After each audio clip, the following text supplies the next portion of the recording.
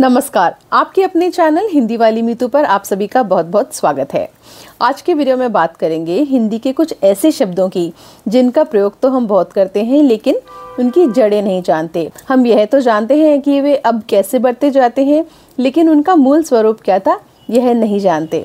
तो चलिए शुरू करते हैं आज का वीडियो। आज सबसे पहले बात करते हैं प्रणाम शब्द की। हमने नमस्ते और नमस्कार पर 2 वीडियो बनाए हैं, जिनमें नमस्ते और नमस्कार के अंतर पर भी बात की है और इनकी शुद्ध वर्तनी पर भी बात की है। इन्हीं वीडियोस में आप में से बहुत से लोगों ने कमेंट करके लिखा था कि प्रणाम शब्द पर भी चर्चा होनी चाहिए। तो आज प्रणाम शब्द को समझने की कोशिश करते हैं। इस शब्द के ज़रा टुकड़े करिए तो आपको मिलेगा प्र उपसर्ग और नम धातु। नम धातु जो होती है वह झुकने का अर्थ देती है। ऐसे बहुत से शब्द हैं जिनमें नम धातु प्रयुक्त हुई है और अर्थ है झुकने का, जैसे नमस्ते, नमस्कार, आपको साफ साफ नम धातु दिखाई दे रही है। इसके अलावा विनम्रता, इसमें भी नम धातु है। विनम्रता में हम क्या करते हैं, जब हम किसी के प्रति विनम्र होते हैं तो मन से, वाणी से, व्यवहार से उसके आगे झुकते ही तो हैं, नतमस्तक ही तो होते हैं। अब देखिए, नतमस्तक में भी नत शब्द जो है वह नम से ही बना है, तो नम धातु का अर्थ होता है झुकना। अब प्रणाम शब्द को देखिए। प्रणाम शब्द में प्र उपसर्ग है। प्र उपसर्ग का अर्थ होता है, वैसे तो हर उपसर्ग के अनेक अर्थ होते हैं, मैं बार बार अपने वीडियोस में कहती हूँ, लेकिन प्र उपसर्ग का एक अर्थ जो है वह विशेषता का होता है।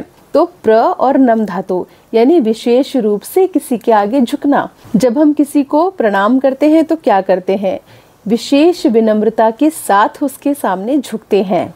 विशेष इसलिए क्योंकि यह नमस्ते और नमस्कार से बढ़ा हुआ रूप है नम्रता का। जितनी नम्रता नमस्कार और नमस्ते शब्द में है, उससे कहीं ज़्यादा है प्रणाम शब्द में। इसी प्रणाम से प्रणत शब्द बनता है। प्रणत का मतलब है विशेष विनम्रता के साथ झुका हुआ। अब प्रणाम भी कई तरीके से किया जाता है। सभी लोग अपनी शारीरिक सामर्थ्य और श्रद्धा के अनुसार किस तरह से प्रणाम करना है यह चुनते हैं। कुछ लोग हाथ जोड़कर, सिर झुकाकर किसी को प्रणाम करते हैं, तो कुछ लोग हाथ जोड़कर, धड़ झुकाकर। और प्रणाम का एक तीसरा भेद है दंडवत प्रणाम। दंड का मतलब होता है डंडा, दंडवत का मतलब हुआ डंडे के समान। जब भूमि पर डंडे के समान लेटकर किसी को प्रणाम किया जाता है तो उसे दंडवत प्रणाम कहते हैं। इसी का दूसरा नाम साष्टांग भी है। साष्टांग इसलिए क्योंकि इसमें हम अष्ट यानी 8 अंगों के सहित साष्टांग 8 अंगों के साथ किसी को प्रणाम करते हैं। हम अपने हाथ, पैर, जंघाएं, आंखें, मन, वाणी, सिर और छाती इनका प्रयोग करते किसी को विशेष नमन करते हैं, इसलिए यह कहलाता है साष्टांग प्रणाम। अब प्रश्न यह है कि प्रणाम करना किसे चाहिए, या फिर यह शायद प्रश्न है ही नहीं, क्योंकि हम सभी जानते हैं कि हम किसे विशेष आदर देना चाहते हैं। यह बड़ा व्यक्ति आपका गुरु भी हो सकता है, यह बड़ा व्यक्ति आपसे पद में बहुत बड़ा भी हो सकता है, या फिर यह बड़ा व्यक्ति कोई ऐसा भी हो सकता है जो वैसे तो आपसे उम्र में छोटा हो लेकिन जिसका सम्मान आप बहुत ज़्यादा करते हो उसके गुणों के कारण। तो आप प्रणाम किसी भी ऐसे व्यक्ति को कर सकते हैं जिसे आप अपने से किसी भी लिहाज से बहुत ऊंचा स्थान देते हैं। हाँ, प्रश्न यह ज़रूर उठता है कि जब कोई आपको प्रणाम करे तो उसे उत्तर में क्या कहें। जब आपको कोई नमस्ते नमस्कार करता है तो आप भी उसे नमस्ते नमस्कार कर सकते हैं, लेकिन जब कोई आपको प्रणाम करे तो यह मानकर चलिए कि वह आपको एक अलग ही ऊंचा स्थान दे रहा है। तब आपको उत्तर स्वरूप आशीर्वाद देना चाहिए। आप किसी को भी उसकी अवस्था, उसकी स्थिति, इस सब के अनुसार आशीर्वाद दे सकते हैं। अब बात करते हैं आज के दूसरे शब्द अतिथि की। जिसके आने की कोई तिथि ना हो वह अतिथि है। बचपन से हम सब ने यही सुना है ना। बात तो ठीक ही लगती है, मेहमान तो कभी भी आ सकते हैं, लेकिन बात अनुभव के लिहाज से तो ठीक हो सकती है, लेकिन भाषा के दृष्टिकोण से ठीक नहीं है, क्योंकि अतिथि शब्द तिथि शब्द में अ उपसर्ग लगाने से बना ही नहीं है। कैसे बना है ये शब्द? यह शब्द बना है संस्कृत की अत धातु से। अत धातु में इथिन प्रत्यय लगाने पर अतिथि शब्द बनता है। अत धातु में हमेशा गतिशील रहने का भाव है। अत का अर्थ होता है घूमते फिरते रहना, चलते रहना। तो इस तरह से जब अत धातु से अतिथि शब्द बनता है तो उसका शाब्दिक अर्थ बनता है पथिक या यात्री। क्योंकि कौन घूमता फिरता रहता है, कौन हमेशा चलता रहता है, यात्री चलता रहता है। अब प्रश्न जो मन में उठता है वह यह उठता है कि जब यात्री को अतिथि कहते हैं तो फिर मेहमान अतिथि कैसे हो गए? वो ऐसे हो गए कि हम अत धातु को, इसके अर्थ को थोड़ा सा गहराई में जाकर समझें तो अत धातु का अर्थ होता है हमेशा गमनशील रहना। क्या आप और हम हमेशा गतिशील रहते हैं? नहीं, हम किसी उद्देश्य से कहीं जाते हैं, यात्रा करते हैं और फिर अपने घरौंदे में, अपने घर में लौट आते हैं। तो फिर हमेशा गमनशील कौन रहता है? हमेशा गतिशील, हमेशा गमनशील, हमेशा चलते फिरते रहने वाले रहते हैं साधु, सन्यासी, परिव्राजक। ये वे लोग होते हैं जो उपनिषद के चरैविति अर्थात चलते रहो, रुको मत, इसे अपना जीवन सूत्र मानते हैं। तो पहले के समय में क्या होता था, यह साधु, सन्यासी, परिव्राजक जो होते थे इन्हें कहते थे अतिथि। लेकिन शरीर किसी का भी क्यों ना हो, आराम तो मांगता ही है। तो ये साधु, सन्यासी, परिव्राजक जो थे अपनी यात्रा के दौरान ही गृहस्थों के घर में आराम करने के लिए रुकते भी थे। तब इनका बहुत आदर सत्कार भी किया जाता था। तो अब आप इन दोनों शब्दों को, इनके अर्थों को जोड़कर देखिए। ये लोग अतिथि तो थे क्योंकि हमेशा गमनशील रहते थे, लेकिन चूंकि ये कहीं विश्राम करने रुकते भी थे, इसलिए अतिथि शब्द ऐसे अर्थ में भी प्रयुक्त होने लगा जहाँ कोई आपके घर आता है, कुछ देर रुकता है और फिर आगे चला जाता है, जैसे ये परिव्राजक करते थे। घूमते घूमते कहीं आते थे, विश्राम करते थे और फिर आगे चले जाते थे। मेहमान भी तो यही करते हैं ना, कहीं से आपके घर आते हैं, कुछ समय रुकते हैं और फिर आगे निकल जाते हैं।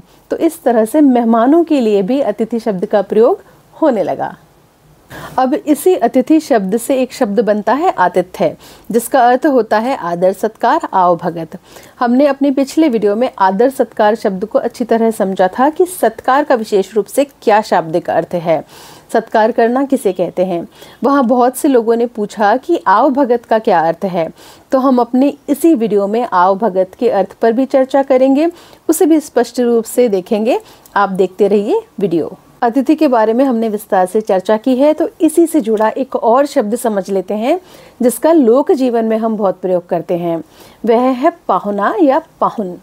पाहुना या पाहुन अब आमतौर पर जमाई या दामाद के लिए प्रयुक्त होने वाला शब्द है, लेकिन हमें यह जान लेना चाहिए कि मूल रूप से यह अतिथि का ही पर्याय है। यह बना है संस्कृत के प्राघूर्णः से। घूर्ण का अर्थ क्या होता है? घूमना। घूर्णन हमने सुना पड़ा है, तो घूमना जो है वह घूर्ण का अर्थ होता है। तो संस्कृत में जो अतिथि कहीं से घूमता घूमता आपके यहाँ आ पहुँचे उसे प्राघूर्ण कहते हैं। इसी प्राघूर्ण का जब रूप बदला तो यह पाहुन या पाहुना बना। तो जो लगातार घूमता रहे, चक्कर काटता रहे, टिक कर ना रहे, वह पाहुन या पाहुना है। वही तो अतिथि भी है ना। तो अतिथि और पाहुन दोनों ही एक दूसरे के पर्याय शब्द हैं, लेकिन हमारे यहाँ लोक संस्कृति में आम तौर पर दामाद को या जमाई को ही पाहुन या पाहुना कहा जाता है। ऐसा भला क्यों है? ज़रा सोच कर देखिए। कन्या के घर वर कब आता है? विवाह के समय भी और विवाह के बाद भी। वह कन्या की विदाई के लिए ही आता है। विवाह का तो अर्थ ही विशेष रूप से वहन करना है, अर्थात विवाह में वर जो होता है वह कन्या को विशेष रूप से, यानी विशेष रीति रिवाजों के साथ उसका वहन करता है, उसे अपने घर ले जाता है। वही तो विवाह है। तो वर क्यों आता है? कन्या को ले जाने आता है। विवाह के बाद भी हमारे यहाँ यही होता है। कन्या अपने मायके आके रहती है और उसके कुछ समय बाद वर आता है, एक आधा कुछ दिन अपने ससुराल में रहता है और कन्या को ले जाता है, उसकी विदाई करवा लेता है। हमारे समाज में कुछ ऐसा ही है कि वर का कन्या के घर अधिक दिन रुकना ना तो वर पक्ष को सुहाता है और ना कन्या पक्ष को ही सुहाता है। तो इस तरह से देखें तो मेहमान के अर्थ में कन्या पक्ष के घर वर क्या है? उनका अतिथि ही तो है, वहाँ टिककर तो नहीं रहता। और यह तो हम जानते ही हैं कि कन्या पक्ष के यहाँ वर को विशेष अतिथि का दर्जा तो प्राप्त होता ही है। तो इस तरह से पाहुन शब्द जो अतिथियों के लिए प्रयोग में आता था, जमाइयों के लिए, दामादियों के लिए बहुत सी बोलियों में रूढ़ हो गया। यह मराठी में पाहुना बना, राजस्थानी में पावना बना, कुमाऊनी में पौण बना, तो नेपाली में बना पाउन। अब बात करते हैं आव भगत की। आपने पूछा था आव भगत का क्या अर्थ हुआ।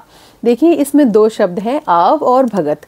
भगत तो भक्त से बना होगा, यह अंदाजा हम सब लगा सकते हैं और सही भी है।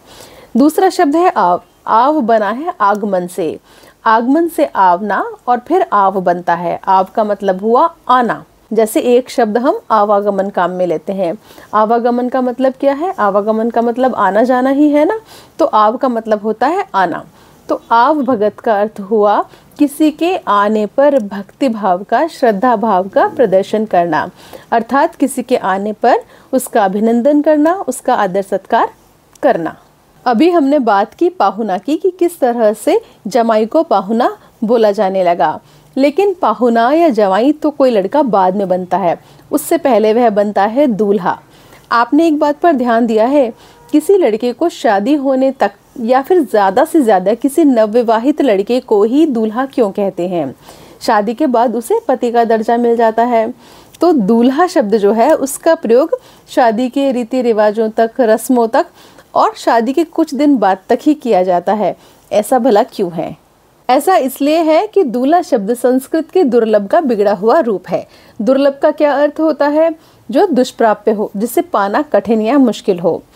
तो माता पिता के लिए अपनी बेटी के लिए वर के रूप में सुपात्र खोजना हमेशा से ही एक चुनौतीपूर्ण कार्य रहा है। आजकल हम सुनते ही हैं, लोग कहते हैं अच्छा लड़का मिलता कहाँ है।